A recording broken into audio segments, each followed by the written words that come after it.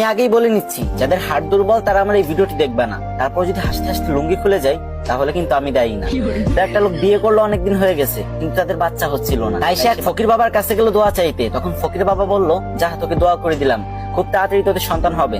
তারপর 1 বছর পরে লোকটির একটা মেয়ে সন্তান হলো। তখন লোকটি খুশিতে আত্মহারা হয়ে গেল আর মেয়ের নাম করার জন্য তাড়াতাড়ি ফকির বাবার কাছে চলে গেল।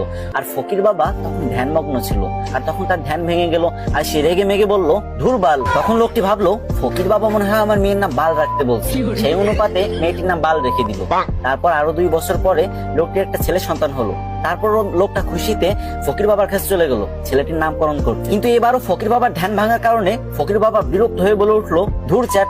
তখন লোকটি ভাবলো, ফকির বাবা মনে হয় আমার ছেলের নাম চ্যাট রাখতে বলছে, তাই সেই অনুপাতে ছেলের নাম চ্যাট রেখে দিল। তারপর আবার কিছুদিন পরে লোকটির একটি ছাগলের বাচ্চা হলো, আর সেই লোকটি ছাগলের বাচ্চা নামকরণ করার জন্য ফকির বাবার কাছে চলে গেল।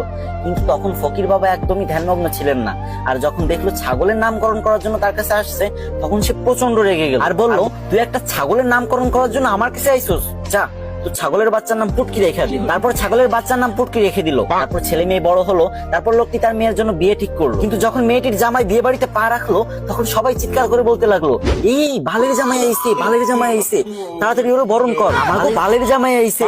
এই শুনে তো জামাই রেগে মেগে বিয়ে করবে না বলে বাড়ির দিকে রওনা হলো। তখন শ্বশুর সামনে এসে বলল, বাবা তুমি রাগ করো না গো, তুমি তো আমার চ্যাটের মতোই।